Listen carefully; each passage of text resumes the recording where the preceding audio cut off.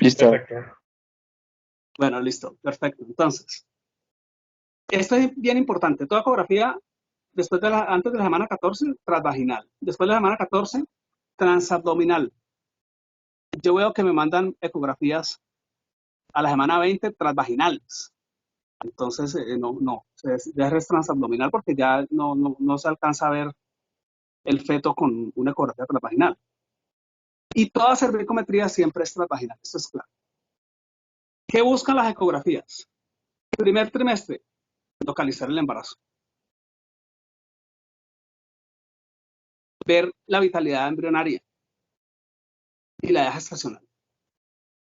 A más temprano, ecografía a más temprano se haga, más exacto va a ser para localizar para hacer el diagnóstico de edad gestacional. Segundo trimestre, el detalle anatómico fetal, la edad gestacional, y tercer trimestre, ver bienestar fetal.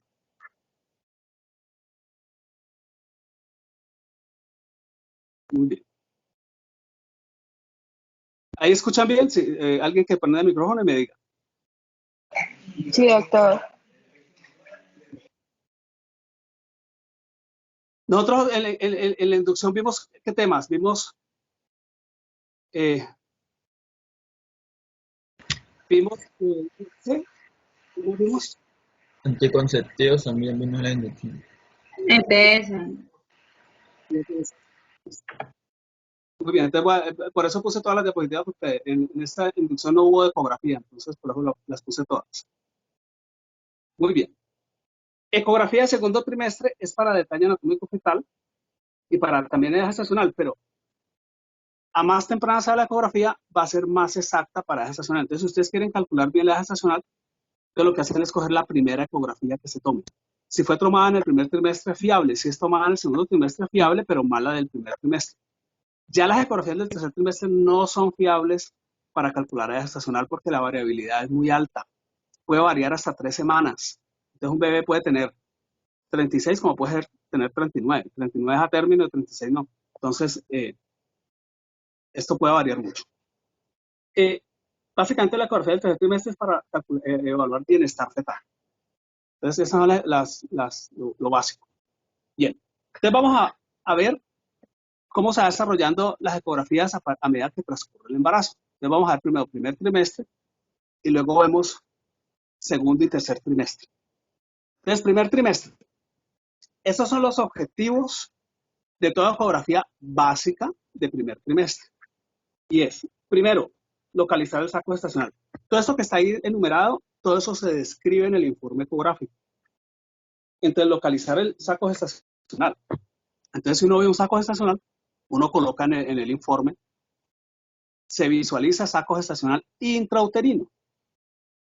Porque acordemos que en el ectópico, de acuerdo a la beta, si no se ve ya un saco gestacional cuando una beta gonadotropina coriónica está por encima de 1500, pues entonces estamos hablando de que es un embarazo ectópico. Y el embarazo ectópico es muy común, se ve mucho. Ver si tiene o no embrión. Entonces, si hay saco gestacional, entonces ver si hay el embrión. Cuando está comenzando el embarazo, lo primero que aparece es el saco, pero no el embrión. Y es un embarazo normal. Entonces, generalmente, si está el saco gestacional y no se ve el embrión, pues lo que se hace generalmente es tomar una ecografía 2 semanas después para mirar a ver si ya apareció el embrión. Porque en caso de que no aparezca, entonces estaríamos hablando de un posible embarazo no embrionado. Tercero, ver la longitud craneocaudal. Con esta longitud craneocaudal la medimos y con eso es que sacamos la edad gestacional. Ver si tiene embriocardia, si la embriocardia está presente o ausente. Cuando ya es grande el embrión y no se le ve embriocardia, que debería haber, pues entonces estamos hablando de un aborto frustro. Ver cuántos fetos hay, 2, 3. Y se evalúa también el útero, porque se alcanza a ver completamente el útero, que no tenga masas, que no tenga miomas. Ver las estructuras anexiales, o sea, ver los anexos que no tengan quistes o masas. Y el fondo de saco de Douglas, mirar bien que no tenga líquido ahí. Eso es lo básico que se hace en una ecografía de primer trimestre. Ahorita vamos a ver aquí en el primer trimestre otras cosas que se toman también adicionales. Entonces ahí se ve cómo se va desarrollando ese embrión. Y vemos que en la foto de abajo, vemos que sería más o menos un feto después de las 10 semanas. Vemos que más o menos a las 13 semanas el amnios, el corion se juntan y forman y obliteran el origino cervical interno.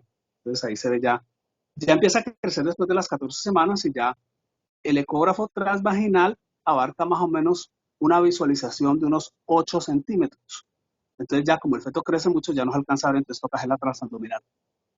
Mientras que la ecografía transabdominal, que da menos resolución, pero da mayor penetración, entonces da una penetración más o menos de 12 centímetros, entonces se alcanza todo el feto hasta el término. Vamos semana por semana, lo que va apareciendo en la ecografía. Entonces, a la cuarta semana ya se ve el saco gestacional. Entonces ahí está, ahí se ve el saco gestacional, que es lo negrito, la bolita negrita que está en el centro de cada foto. Vean alrededor de la bolita negrita hay un halo blanquito. Eso se llama la reacción coriodecidual. Generalmente que se ve cuando el saco gestacional va creciendo, forma esa reacción coriodecidual. Entonces aquí vemos, a las 4 semanas ya se ve el saco gestacional, que más o menos mide entre 2 a 3 milímetros. Veanlo acá.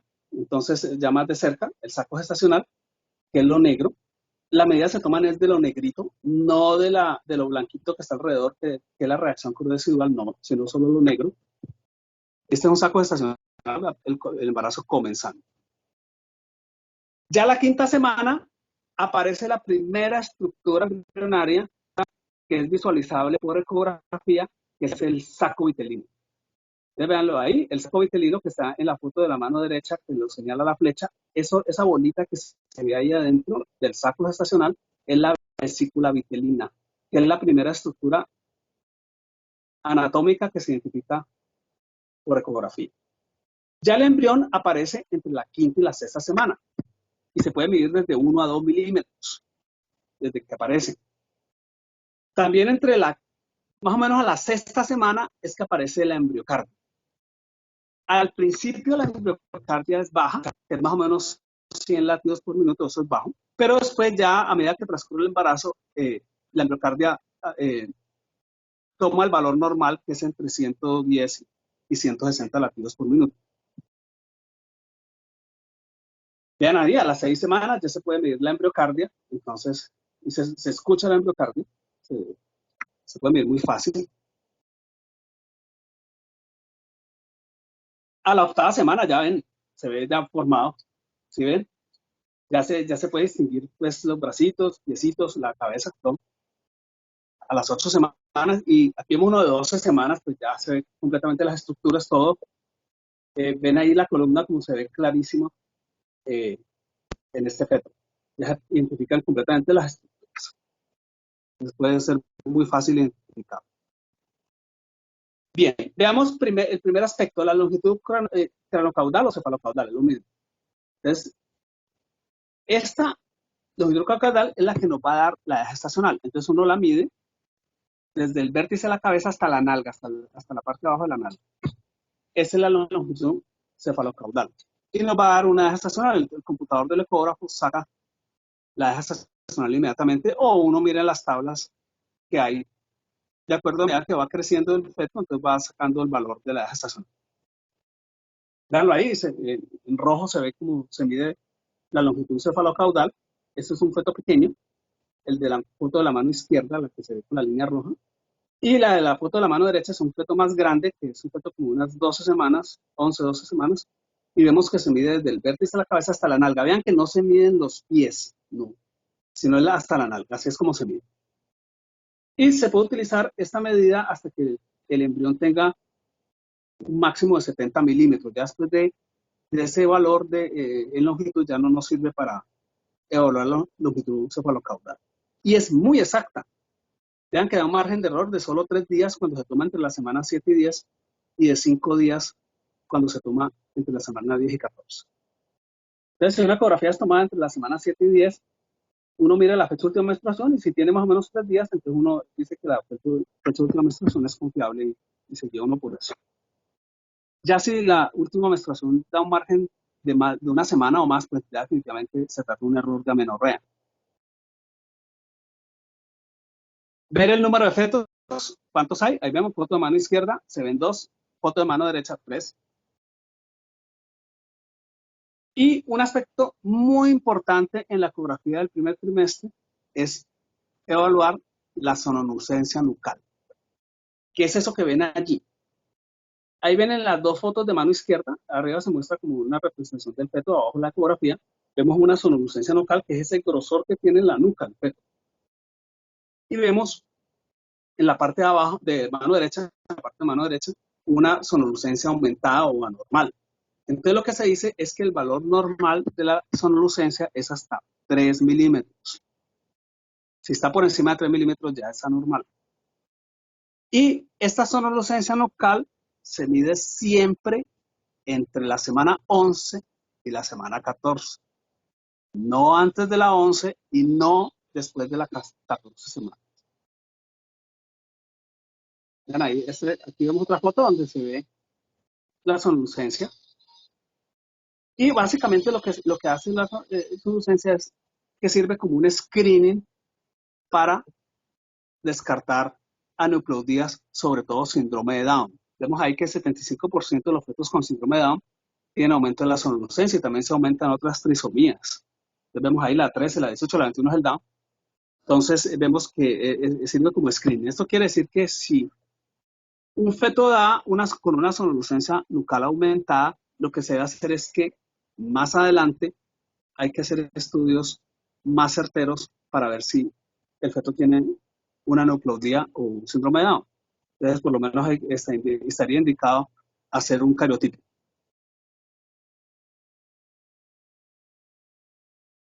Aquí vemos la sononucencia, ahí se ve la foto del grosor en el cuello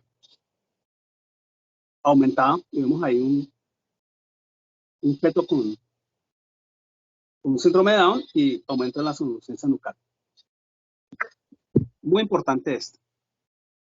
Otro aspecto es el hueso nasal, que esté presente. Entonces ahí vemos que el hueso nasal está ausente también en las trisomías, 70% en la trisomía 21, 50% en la 18 y 30% en la trisomía 13. Entonces también es un marcador ecográfico para aneuploidías. Veamos entonces ahora del primer trimestre los hallazgos anormales. Aquí vemos entonces, este es uno. El hematoma subcoriónico o hematoma retrocorial. Esto es muy común cuando la paciente tiene amenaza de aborto.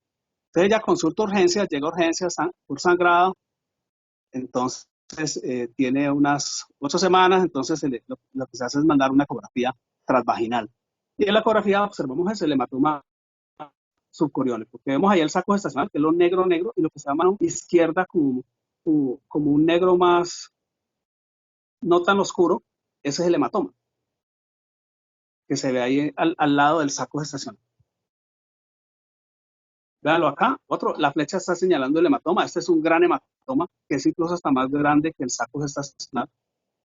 Lo que está abajo, negro, es el saco gestacional, y lo que señala la flecha es el hematoma retrocorial o el hematoma subcoriónico. Porque en este caso, con este hematoma tan grande, lo más seguro es que termine en aborto.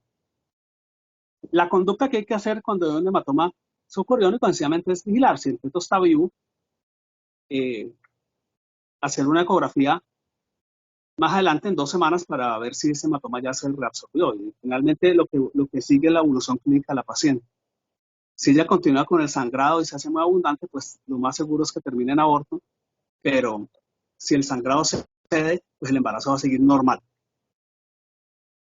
Muy bien, ¿qué preguntas hay de primer trimestre? Preguntas. Doc, eso que dijiste del hueso nasal también es entre la semana 11 y 14, ¿cierto?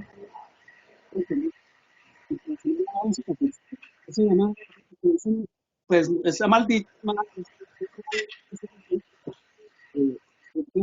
pero pues, van a ver que dicen que es la ecografía genética que se toma del primer trimestre, que es la que se toma entre la semana 11 y 14. Diferente al detalle anatómico fetal, que es la ecografía que se toma después entre la semana 18 y la 22. Uy, Doc, ¿podría repetir otra vez que se escuchó súper entrecortado? Qué pena. La, la ecografía de primer trimestre para hacer estos análisis de screening genético se toma siempre entre la semana 11 y 14.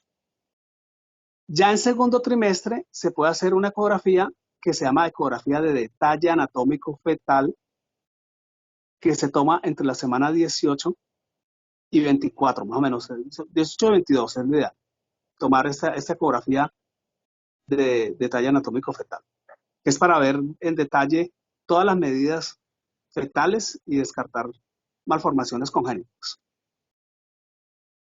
Listo, gracias, Doc. ¿Alguna otra pregunta?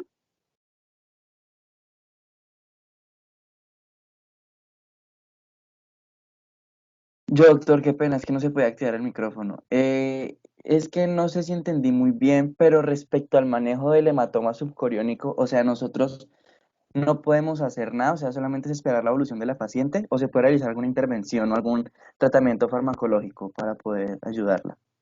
Sí, correcto. No, sencillamente observación. Hasta ahora no hay medicamentos para manejar ese hematoma retroperiano. Hay que mirar a ver la evolución clínica y ver que la paciente, si el sangrado aumenta, lo más seguro es que termine en auto.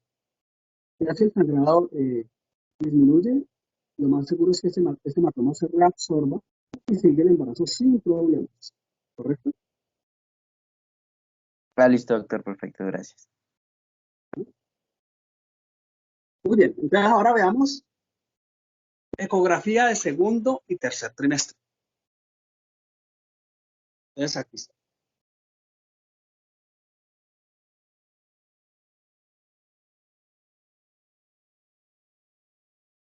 Aquí está. ¿Sí me escuchan bien, no es cierto? Sí. Doc, pues yo lo volví a escuchar un poquito lejos, Y la yo verdad. también lo estoy escuchando como lejos. Sí, se escucha como si se tapara el micrófono. Como el micrófono será. Bueno, es la primera vez que pasa. ¿Ahí escucha mejor? Sí, ahí sí se escuchó bien. Sí, Sí, Doc, doctor, ahí se escuchó bien. ratos. Como que a veces sí funciona bien y después se vuelve a escuchar así. Ya. Ahí escucha mejor. Entonces, qué bueno. Entonces vamos a ver ecografía de segundo y tercer trimestre. Bien. Entonces, estos son los objetivos de la ecografía de segundo y tercer trimestre. Entonces, primero, ver la vitalidad, ver que esté vivo el feto, cuántos fetos hay. Todo eso se describe en el informe ecográfico. Y ver la presentación, ¿cierto? O sea, si es cefálico, tapodálico, ¿cierto? Y la situación también, si está longitudinal, transverso, todo eso se describe. Hacer la biometría, que es la medida básica que se hace, que con eso se calcula edad gestacional, en el segundo trimestre sirve, pero ya para el tercer trimestre la biometría sirve para ver desarrollo fetal, o sea, ver que el feto esté creciendo bien, ver que no tenga una restricción de crecimiento intrauterino. Para eso sirve la biometría. Que ahora vamos a ver cómo se miden las biometrías bien hechas. Tercer paso, el tercer aspecto que se debe escribir, el peso fetal. El peso fetal es de acuerdo a las medidas que hacemos con la biometría. El, el equipo, el ecógrafo, el computador, saca el peso fetal. Si no lo tiene, pues uno lo puede hacer con tablas. Cuarto, localizar la placenta. Muy importante la localización, el grado de placenta que tiene que está y la relación que tiene el borde de la placenta con el orificio cervical interno. Cuando son placentas de inserción baja, sobre todo medir la distancia que hay entre el borde placentario y el orificio cervical interno, porque acordemos que la placenta previa es muy común en el embarazo. Quinto, medir el índice de líquido amniótico. Ahora vamos a ver cómo se mide para descartar que no tenga una disminución, que sería un oligohidramnios o un aumento en polihidramnios. Y mirar anatomía fetal básica. Esto es de ecografía básica, que son por lo menos los ventrículos cerebrales, la fosa posterior, los hemisferios cerebelosos, la cisterna magna. Hay que medir las cuatro cámaras cardíacas, que se mide muy fácil. La columna, verla en toda su extensión, cámara gástrica, riñones, vejiga y el sitio de inserción del cordón y la pared abdominal. Con eso que se hace, por lo menos se descartan un 90% de las malformaciones congénitas. En caso de alguna sospecha, bien sea por ecografía previa o una sospecha porque el screening que se hizo en el primer trimestre de somnolencia nucal y hueso nasal salió alterado, entonces estaría indicado hacer un detalle anatómico fetal, que son ya otras medidas que se hacen de todo el feto y otras evaluaciones que se hacen para descartar malformaciones congénitas, que lo va a hacer una persona que sea experta en ecografía de detalle anatómico fetal. Muy bien, el informe, pues un informe se hace, hay muchas formas de hacer el informe. Entonces veamos la biometría. Entonces veamos la primera aspecto de la biometría, es el diámetro biparietal. Ahí está. El diámetro biparietal se mide siempre de la tabla ósea externa a la tabla ósea interna. Ahorita vamos a ver una foto donde muestra la medida. El corte se hace siempre a la altura de los tálamos y más o menos ahí es donde se ve el nivel de corte que se hace para hacer la medida. Aquí está, se ve clarísimo, lo amarillo, esas líneas punteadas es la medida del diámetro biparietal. Ahí está la cabeza del feto. Y ven que se mide siempre desde la tabla ósea externa, arriba, y abajo hasta la tabla ósea interna. Esa es una regla universal para la toma de esta medida ecográfica. Allí mismo, donde se mide el diámetro biparietal, en ese mismo corte se mide la circunferencia cefálica. Aquí se ve otro. Entonces se ve el diámetro biparietal y vemos que ahí se está midiendo la circunferencia cefálica. En ese mismo corte. Entonces, nosotros hablamos, el índice cefálico básicamente es dividir el diámetro biparietal dividido por el diámetro occipito frontal. Entonces vemos ahí el diámetro biparietal que se divide por el diámetro occipito frontal y el valor normal es entre 0,75 y 0,65. Entonces vemos ahí que cuando la cabeza está chata así, entonces se llama braquicefalia, que es la primera foto que se ve ahí a mano izquierda arriba. Y a mano izquierda abajo se ve que si está alargada, entonces hablamos de una dolicocefalia. Por ejemplo, aquí en esta foto vemos una dolicocefalia, vemos una cabeza alargada, que se puede diagnosticar midiendo el índice cefálico. Otra medida, el fémur, longitud femoral. La longitud femoral se puede medir desde la semana 10. Desde la semana 10. Ahí ya, desde la semana 10, se puede ver el fémur. Entonces, desde ahí se puede medir el fémur hasta el final del embarazo, todo el embarazo. Veanlo aquí cómo se mide, aquí está. Ese es un feto, se puede medir fácil, es el hueso fémur blanco. Y están los calipers que miden la longitud.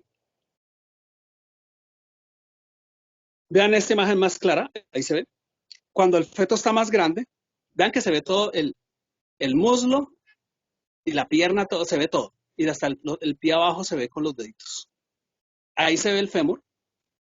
Entonces uno habla de la imagen clásica ecográfica de palo de golf. Entonces, cuando ve uno el palo de golf, ahí es donde se debe medir el fémur. Otra medida, el perímetro abdominal, muy importante. Entonces vemos ahí. Debe tener estas tres características visibles en el en la foto para decir que se midió bien el perímetro abdominal. Entonces se debe ver la columna, se debe ver la cámara gástrica y la vena umbilical. Entonces ahí vemos, de pronto aquí tengo una foto mejor, de acercamiento mejor, esto. Entonces aquí está, se ve de la vena umbilical, la cámara gástrica y la columna. Vean que la columna, como es un hueso, hace sombra acústica. Ustedes vean hacia abajo que hace una sombra acústica, se ve negro hacia abajo. Eso se llama sombra acústica porque obviamente el ultrasonido rebota en el hueso. Entonces hacia atrás no se va a ver nada, entonces se ve negro. Entonces por eso se llama sombra acústica. Bien, la placenta, importantísimo. Mirar los grados placentarios. Vemos que ahí la grado 0 es totalmente lisa. Grado 1 ya tiene algunas ondulaciones. La grado 2 ya se están formando los cotiledones, pero no se ven que llegan hasta la basal de la placenta, y la grado 3 ya se ve que los cotiledones muy bien formados hasta la basal de la placenta y se ven algunas calcificaciones. Estos son los grados placentarios.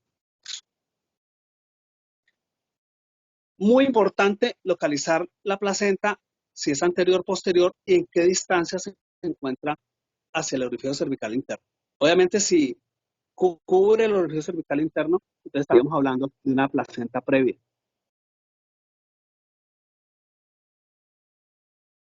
Que en un embarazo a término la placenta previa es indiscutiblemente terminación por cesárea. Ahí vemos una foto de una placenta previa. Entonces se ve el cervix y vemos esa lengüeta que se ve a mano derecha hacia abajo, que va subiendo esa lengüeta y va cubriendo el orificio cervical interno del cervix. Entonces es una placenta previa. Otro aspecto importante de la placenta patológico que podemos ver es este. La mola. Entonces vemos una mola completa y vemos, no hay feto, entonces vemos ahí que se ve la imagen en panal de abejas. Antes, cuando los ecógrafos eran de menor resolución, pues lo que se veía era como cuando se deja el televisor mal sintonizado, entonces le decían imagen en tormenta de nieve. Pero pues ya los ecógrafos de más alta resolución, entonces se ven las vesículas clarísimas. Entonces lo que se habla es imagen en panal de abejas. Es de la mola, aquí vemos la mola con sus vesículas, una trofolástica importante. Del cordón. Aquí vemos un cordón normal que debe tener 2 arterias y una vena. Si nosotros le ponemos el Doppler, vean allí que se ve las 2 arterias y una vena, que eso es lo normal.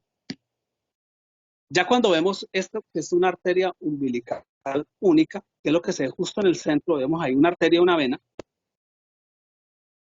entonces pues habría que buscar de pronto que algunas otras malformaciones, sobre todo de tipo urinario.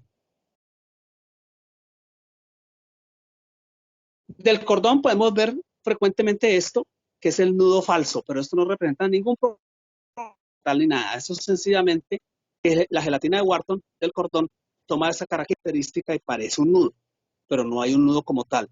Esto no implica nada, ninguna patología. Entonces vemos ahí y se puede diagnosticar fácilmente colocando el Doppler o el Power Doppler, como se hizo allí, para hacer el diagnóstico de que se trata de un nudo falso. El problema radica en cuando se ve esto, el nudo verdadero. Este sí puede tener repercusión fetal. Dependiendo si ese nudo se tensa, pues entonces pues, puede producir un óbito fetal. Vean allá en la foto de mano derecha cómo se ve ese nudo.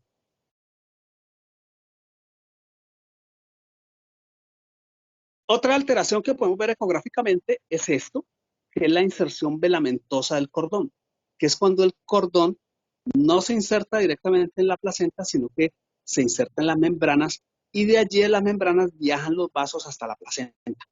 Ustedes vean ahí, en la ecografía, al colocar el Doppler color, se ve la inserción velamentosa, y en las fotos de la mano derecha, que son la patología, vemos ahí cómo sería una inserción velamentosa del cordón. Ven que el cordón llega hasta las membranas, se inserta en las membranas y de ahí transcurren vasos que van hasta la placenta como tal. Un problema que ocurre con esta inserción velamentosa es esto, que es la vasa previa. La vasa previa es cuando vasos fetales se encuentran delante de la presentación. Entonces aquí estaría esos vasos fetales obstruyendo el canal del parto. Entonces, en este caso, pues, la indicación también sería indiscutiblemente realizar cesárea.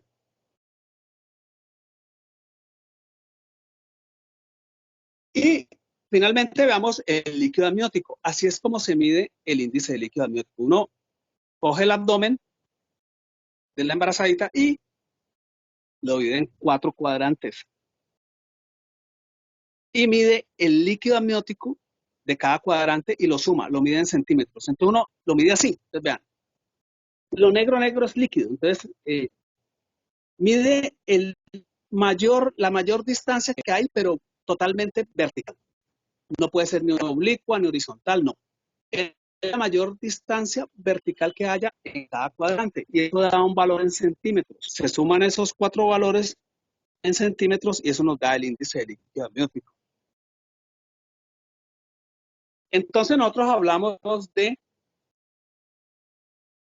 si no hay líquido amniótico, cero, ni siquiera un pequeño laguito, pues entonces hablamos de un anhidramnios. Cuando el líquido está en 0.1, o sea, hasta 5, entonces hablamos de unos ligohidrandios. Entre 5 y 10 el líquido estaría disminuido. Lo normal es entre 10 y 20. Entre 20 y 24 hay un error en la diapositiva, no es 10, sino 20. 20 a 24 es líquido aumentado. Y ya más de 24 estaríamos hablando de un polihidramnios. Recordemos que cuando uno detecta un polihidramnios, entonces uno de lo primero que debe descartar es que la paciente no tenga una alteración de los carbohidratos o una diabetes gestacional. Entonces estaría indicado de entrada hacer una curva de tolerancia a la glucosa por mirar a ver que no tenga un problema de carbohidratos. En caso de que no tenga, se le descarte una dieta estacional y que no tenga alteración de carbohidratos, entonces estaría indicado realizar un detalle anatómico fetal porque hay malformaciones congénitas que producen polihidramnios. Son muchas. Y sobre todo las malformaciones intestinales, o sea, la atresia duodenal, esofágicas también, producen polihidramnios marcadísimos. Entonces esto hay que mirar. Recordemos que el líquido amniótico es una dinámica, que el feto se la traga y orina, traga y orina.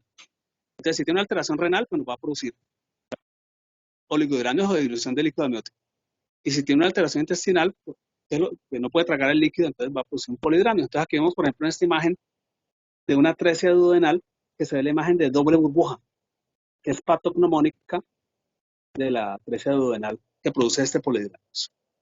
Esa es la última. Muy bien. ¿Qué preguntas hay allí?